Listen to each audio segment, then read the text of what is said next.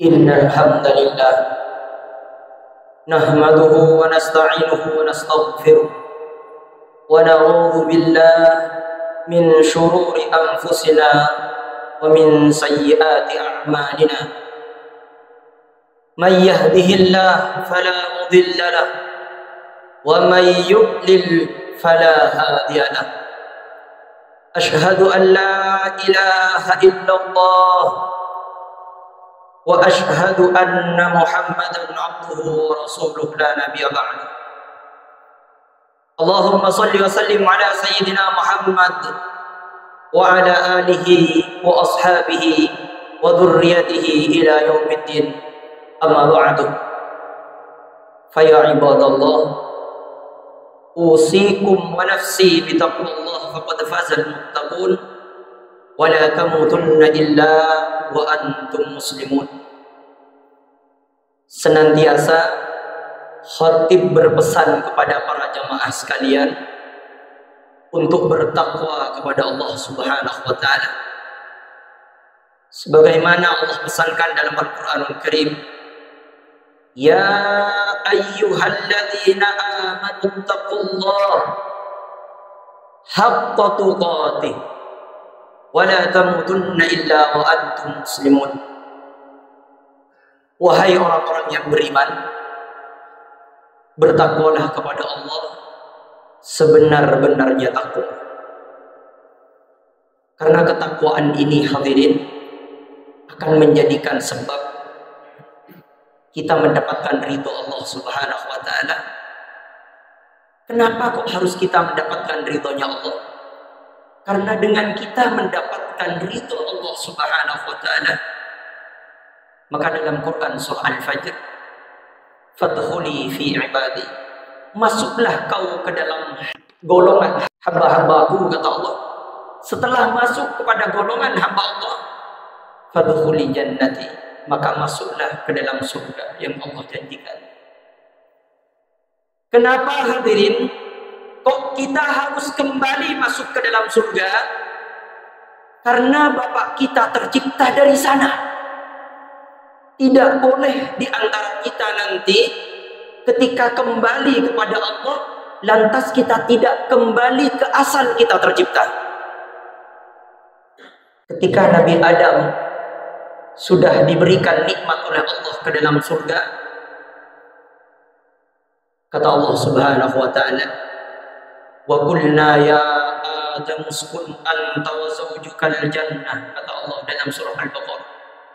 Wahai Adam, silahkan kau masuk, tempati surga yang kuciptakan. Kau nikmati keindahan dan kenikmatan surga dan makan yang kau inginkan ada. Tetapi wala taqraba hadhihi syajarah, jangan kau sentuh pohon ini. Hadirin rahimani wa rahimakumullah, yang Allah larang tidak disebutkan pohon itu pohon keabadian. Hati-hati, hadirin. Setiap hukum yang Allah berikan kepada kita, baik hukum itu perintah ataupun larangan, itu murni untuk kebahagiaan dan kemudahan kita dalam menjalani kehidupan. Sebagaimana Allah larang pohon untuk Nabi Adam, pohon itu sebenarnya pohon biasa saja. Ternyata, hadirin, ketika perintah itu ditujukan kepada Adam, wahai Adam, jangan kau sentuh pohon ini. Ternyata di Quran surah Thaha ayat yang 120 itu, fawaswasa ilaihi, kemudian datang setan memberikan waswas kepada Adam.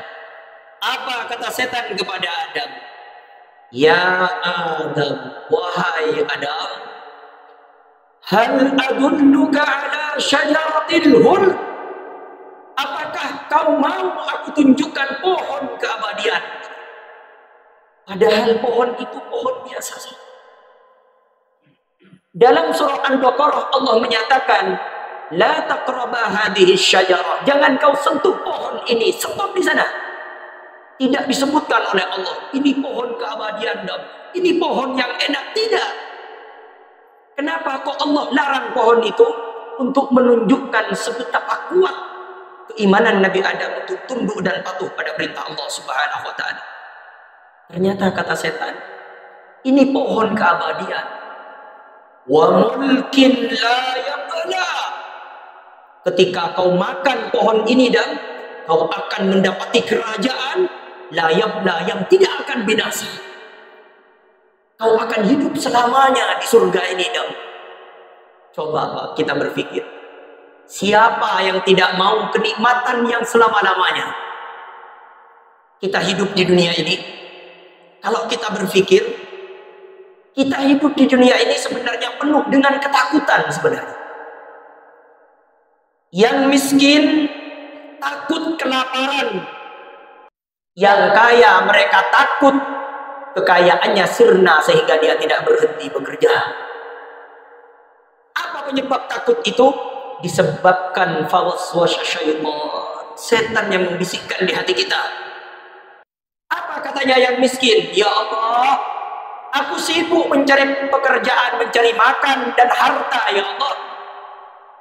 Katanya yang kaya, aku sibuk mengurus harta saya. Yang miskin sibuk mencari, yang kaya sibuk mengurus. Sampai kapan kita mau berhenti dengan kehidupan yang hanya sementara ini? Makanya di Jumat ini mari kita berdoa. Yang tidur bangun dulu. Karena di pesan khutbah Jumat ada pesan untuk takwa kepada Allah. Coba kita berpikir saat ini. Makanya di materi khutbah saat ini saya kasih tema dengan keindahan dunia itu indah sebelum kita miliki. Coba kita duduk nanti sebentar saja. Dulu kita berpikir kalau kita sudah selesai sekolah akan bahagia. Setelah kita selesai sekolah biasa-biasa saja. Dulu kita berpikir kalau kita sudah menikah, kita akan bahagia. Membayangkan Romeo dan Juliet. Ternyata ketika menikah malah ketika menikah kita merasa ketika punya anak kita bahagia. Ketika punya anak malah tambah lagi.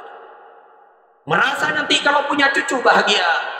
Maka nanti ketika punya cucu malah sibuk lagi. Malah ditambah dengan penyakit kolesterol dan kencing manis dan semacamnya. Kalau kita berpikir ternyata dunia yang kita kejar, yang kita ambisi memilikinya, ketika kita miliki dunia itu ternyata menjadi biasa-biasa saja. Yang berada di pinggir pantai sana mengira bahwasanya hidup di kota bahagia. Ternyata orang kota malah berpikir orang yang hidup di pinggir pantai malah bahagia, merasakan indahnya sore hari ketika matahari terbenam. Yang katanya orang desa enak ya hidup di kota, semua disediakan. Yang katanya orang kota enak ya hidup di desa karena bisa melihat pemandangan dan udara yang sejuk. Ternyata hakikat dunia itu indah sebelum kita miliki. Hadirin rahimani wa rahimakumullah. Maka khatib berpesan melalui mimbar ini, bertakwalah kepada Allah Subhanahu wa taala. Jangan sampai kita tidak kembali nanti ke surga. Karena kenapa hadirin? Karena Nabi Adam dulu pernah tergelincir dari perintah Allah. Satu larangan yang Allah larang, Nabi Adam langgar, Allah turunkan Adam ke bumi. Tapi ternyata hadirin, ketika Nabi Adam diturunkan ke bumi, di ayat yang ke-123 itu, kata Allah Subhanahu wa taala, "Fa imma ya'tiyannakum minni huda," apabila datang dariku petunjuk, katanya Allah. "Famanittaba'al huda," barang siapa yang mendapati petunjuk itu, dia mengambil petunjuk itu, kata Allah Subhanahu wa taala, "Fala yadhillu wa la yasqa," hidupnya tidak akan tersesat dan hidupnya akan lapang, tidak akan sempit. Hati-hati Pak. Kalau kita tidak mengambil petunjuk yang Allah turunkan itu, maka Allah berkata lagi di ayat yang selanjutnya, "Wa man a'rada 'an dzikri," barang siapa yang dia tidak mau, dia malah berpaling dari huda itu, fa inna lahu ma'isyatan dhanka, maka hidupnya akan sempit. Ini firman Allah, Pak. Jangan berpikir sampean, enak ya kalau jadi orang kaya, hidupnya bahagia. Apakah sampean tidak mendengar kabar tentang Qarun yang hartanya, kunci berangkasnya sampai harus dipikul dengan orang satu kampung? Ternyata hidupnya tidak bahagia. Enak ya ketika punya jabatan, dia punya jabatan, punya kekayaan. Apakah tidak sampai ke telinga kita bagaimana kekayaan Fir'aun laknatullah alaih? Ternyata Fir'aun dan Qarun tidak mendekat kepada hutan yang Allah berikan. Ternyata Qarun dan Fir'aun ma'isyatan dhanka, hidupnya hampa. Ini sering saya sampaikan di beberapa mimbar. Sangat bisa dan sangat mudah Allah membuat seseorang tidak bahagia hidupnya tanpa mengurangi kekayaan dan jabatannya. Fir'aun Allah tidak kurangi kekayaannya, dia tetap menjadi raja. Qarun Allah tidak kurangi, tetap menjadi orang kaya. Tetapi ketika Allah kurangi kebahagiaannya, Fir'aun sehari semalam tidak bisa nyenyak tidur, dikarenakan Fir'aun bermimpi anak kecil saja. Namrud raja yang zalim dan angkuh kepada Allah, Allah tidak kurangi kekayaannya, dibuat dia menjadi raja tanpa mengurangi jabatannya. Ternyata Allah kirimkan, ada yang mengatakan lalat, ada yang mengatakan serangga kecil, tapi intinya Qarun mati dengan hewan yang Allah kirimkan yang kecil saja.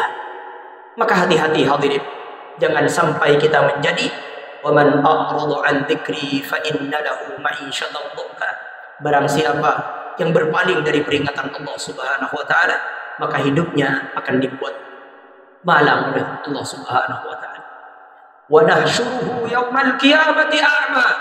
Nanti di akhirat akan dibuat orang ini sudah di dunia hidupnya tidak bahagia, sudah di dunia hidupnya hampa, malah nanti ketika dia dikumpulkan di padang mahsyar, qala rabbi lima hasyartani a'ma. Ya Allah, wahai Tuhanku, kenapa aku saat ini menjadi buta? Wa qad kuntu basira. Padahal waktu hidup aku mata saya bisa melihat, aku pandai melihat, mata aku tidak buta. Kata Allah Subhanahu wa taala, aku sekarang lupa kepadamu, kamu siapa? Kenapa? Karena dulu kamu melupakan aku, kata Allah. Aku lupakan kau sekarang. Na'udzubillahi min dzalik. Na'udzubillah. Hati-hati, Pak. Kita diberikan mata oleh Allah, kita diberikan akal oleh Allah, kita diberikan telinga oleh Allah, kita diberikan hati oleh Allah. Jangan sampai kita diberikan fasilitas ini tidak kita gunakan untuk memahami perintah dan aturan Allah Subhanahu wa taala. Kalau kita gagal memahaminya, maka Allah Subhanahu wa taala berjanji, "Wa laqad darabna li jahannam." Sungguh akan kupenuhi neraka jahanam dari jin dan manusia. Lahum a'yunun la yubsiruna biha, punya mata tapi tak melihat. Lahum adhanun la yasma'una biha, punya telinga tapi tak mendengar. Disampaikan di beberapa masjid, ittaqullah, jaga salat, jaga salat.